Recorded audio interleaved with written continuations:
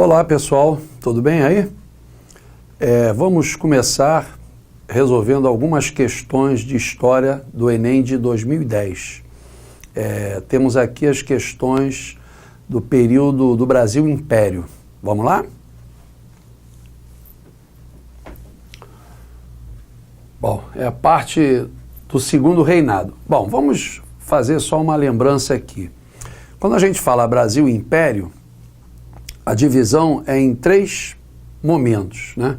Você tem, primeiro, o chamado Primeiro Reinado, que é o governo de Dom Pedro I, que vai de 1822, data da chamada independência, até 1831. 1831, crise política, instabilidade econômica, e aí Dom Pedro acabou entendendo que era melhor renunciar ao trono em favor do seu filho. Então, 1831 é a chamada abdicação, é a renúncia que Dom Pedro irá fazer do trono brasileiro. E aí ele volta para Portugal, mas deixa o seu filho menor, tinha 5 anos, para ser o futuro imperador do Brasil.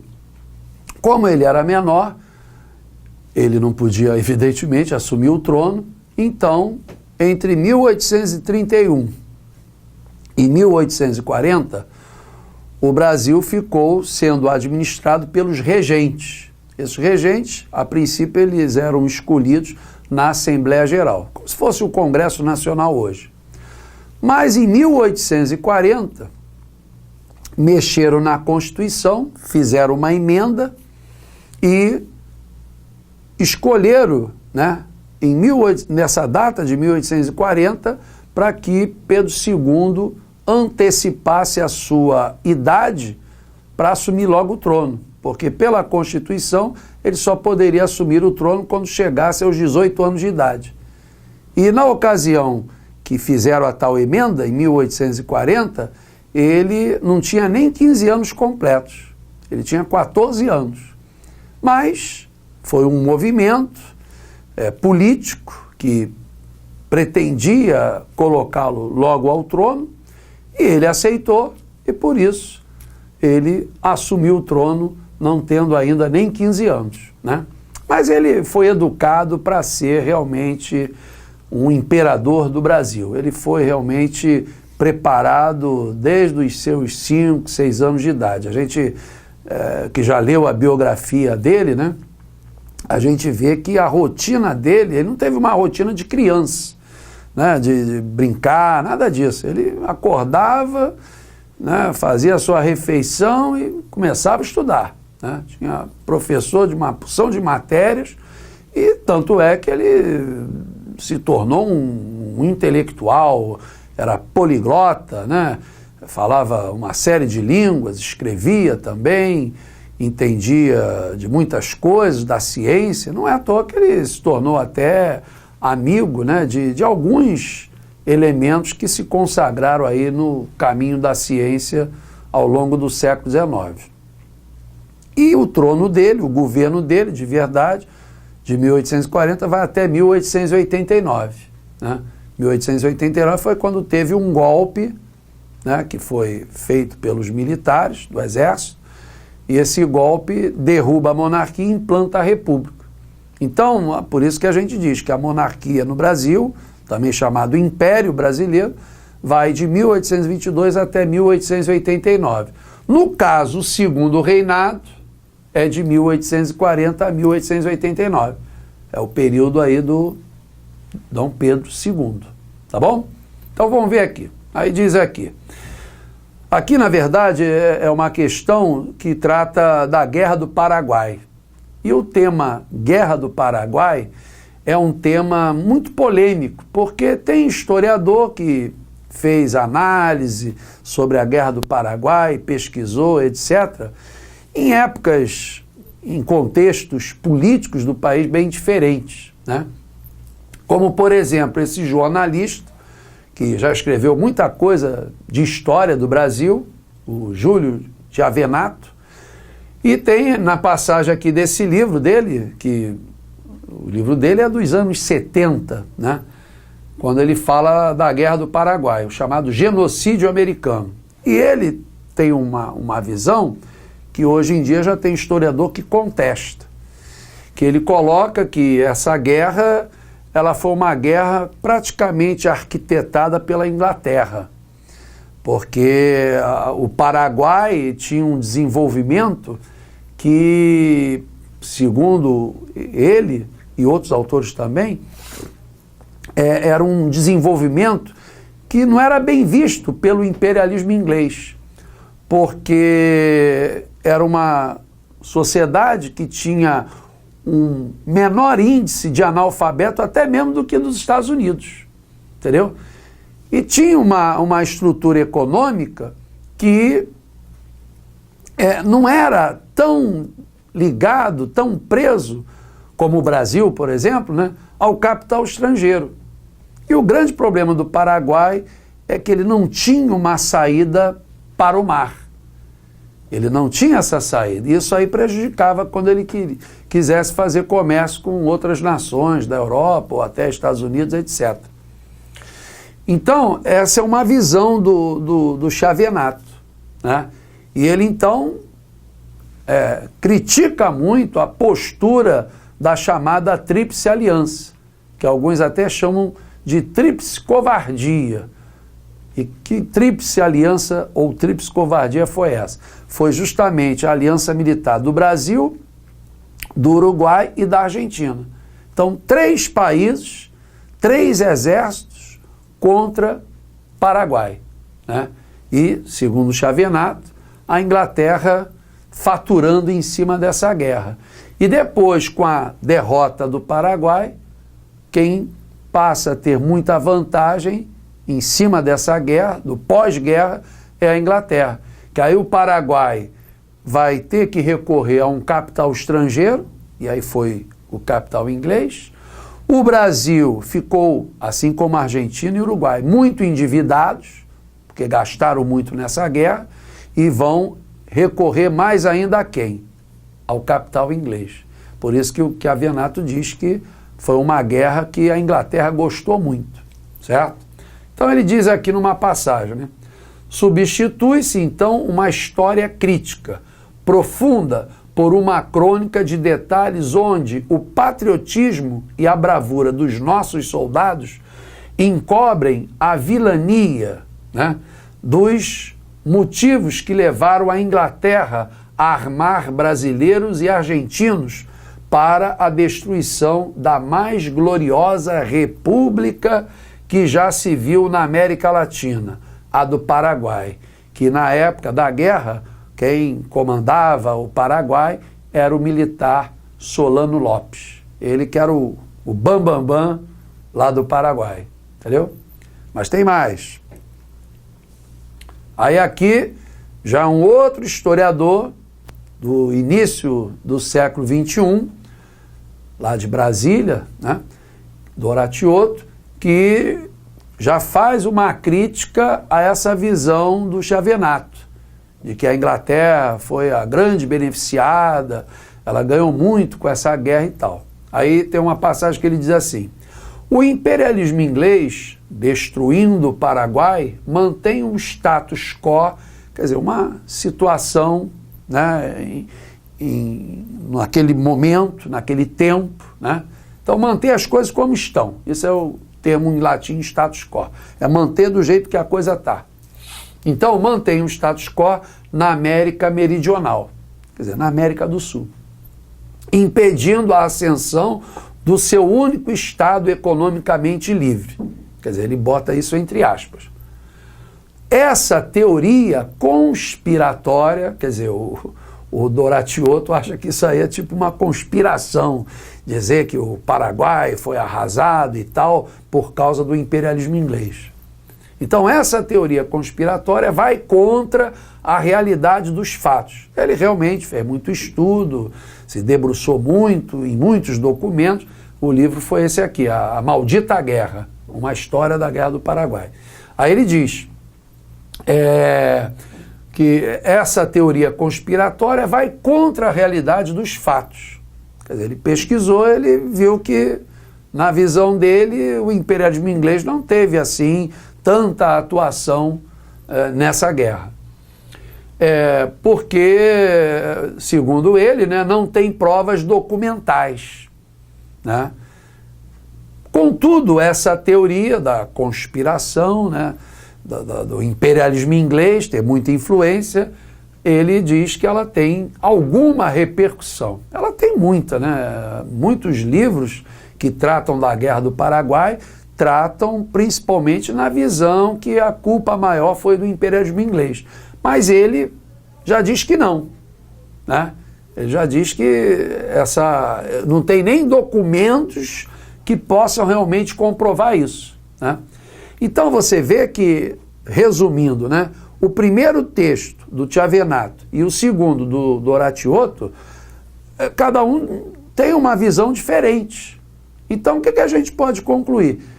Que essa Guerra do Paraguai, ela ou ainda está para ser muito mais estudada, porque, sei lá, podem encontrar mais documentos que possam confirmar mais se realmente o capital inglês teve muita presença ou não, né?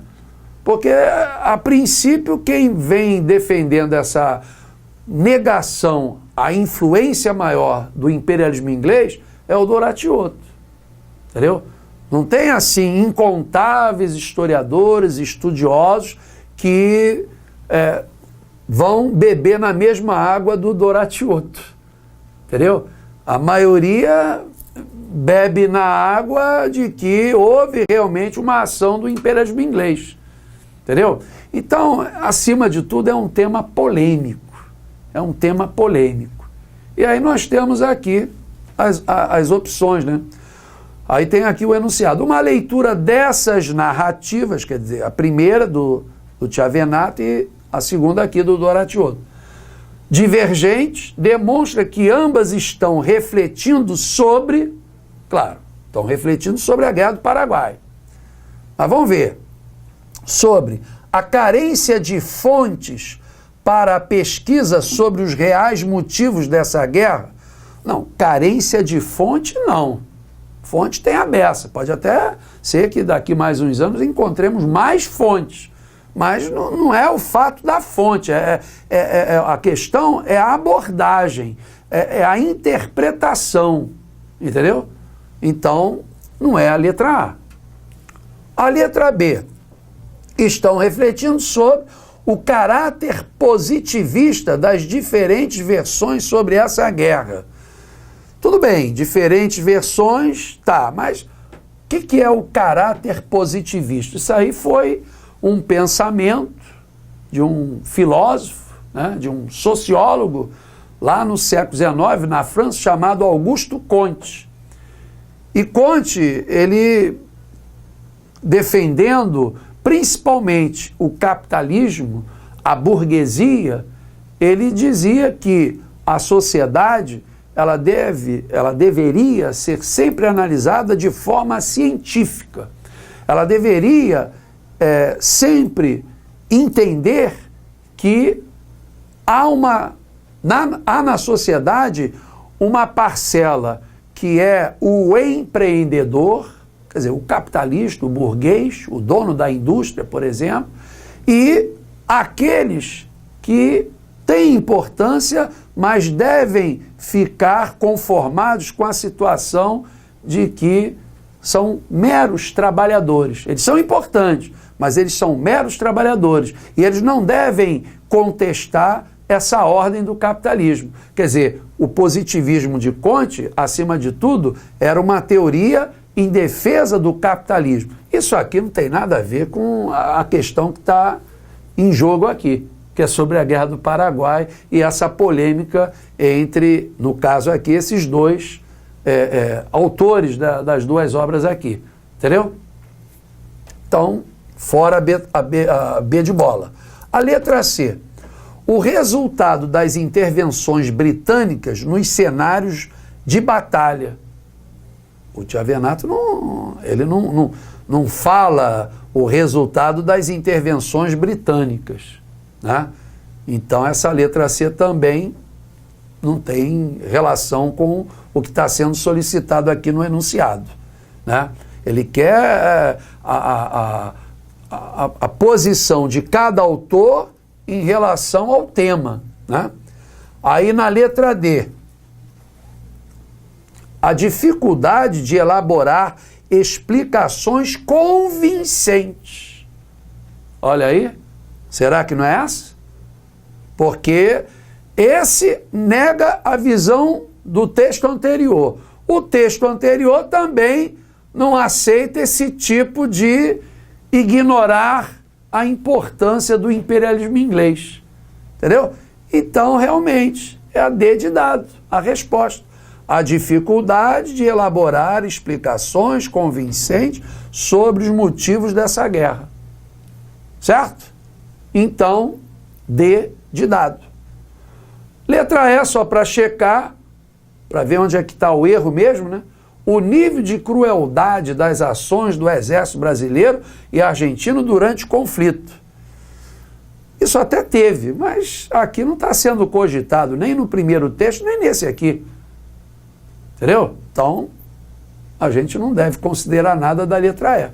Teve muita crueldade? Teve, mas toda guerra tem crueldade. Isso aí, infelizmente, acontece. Mas os dois textos não estão tratando dessa tal crueldade por parte do Exército Brasileiro e por parte do Exército Argentino. Entendeu? Agora, só para chamar a atenção, porque isso aí pode ser tema depois, né, do próximo Enem, né, é importante a gente lembrar uma coisa. O Exército Brasileiro, ele foi convocado assim, meio de forma atabalhoada, né? E, a princípio, o Brasil, claro, era a forma monárquica de governo. Mas um detalhe, o Brasil era o único país de todo o continente americano que tinha a forma monárquica de governo. Os outros países, todos, eram republicanos, entendeu? E esse exército brasileiro, principalmente os oficiais, quando voltam da guerra, e voltam vitoriosos, em 1870, voltam com toda a pompa, afinal, quando foram solicitados para defender a pátria, eles deram um presente, né? Presente, estamos aqui, cumprimos o nosso dever, defender a pátria. E a monarquia, ela não valorizava os oficiais do exército, principalmente, como figuras importantes que comprovaram de ser realmente importante na Guerra do Paraguai. Então já começou a ter uma insatisfação dos oficiais do Exército com a monarquia brasileira, porque eles se sentiam menosprezados, desvalorizados, né? E além disso, né, eles conviveram com países, né, porque houve a tal da aliança do Brasil com a Argentina e com o Uruguai. E o Uruguai e a Argentina eram também repúblicas. E muitos elementos do exército assumiram até cargos de presidente na Argentina e no Uruguai. Então, o exército, tanto na Argentina quanto no Uruguai, era uma instituição que tinha muito peso naquela sociedade. Então, ao contrário do exército brasileiro, que era considerado uma instituição praticamente insignificante. Mas agora, com a vitória sobre o Paraguai, isso começa a mudar. E esses oficiais querem realmente mudar. Aí por isso que eles vão começar a assumir uma defesa clara de república. Não querem mais a monarquia. Isso vai criar um clima para colocar o pessoal do exército num papel muito importante para, um pouco depois, derrubar a monarquia e implantar a república no Brasil. Entendeu? Então, um legado histórico que a Guerra do Paraguai deixou aqui no Brasil para o pessoal do Exército foi isso. Foi colocar, né, o Exército em constante atrito com as instituições da monarquia, com o imperador Dom Pedro II. Por isso que depois, o golpe que derruba a monarquia e implanta a república, quem vai ter, a princípio, a hegemonia na administração do Brasil? O pessoal do Exército. Por isso que você vai ter, inicialmente, o primeiro presidente foi o general, marechal, aliás, né? Deodoro da Fonseca. Depois, ele acabou sendo forçado a renunciar, aí assumiu o seu vice, o almirante Floriano Peixoto. Mas isso aí é assunto que a gente vai ver em outra ocasião, quando tivermos uma questão apropriada para abordar isso. Tá legal? Ficamos então por aqui. Na próxima, pegaremos outras questões para analisar. Um abraço para vocês, tá bom? Tchau, tchau.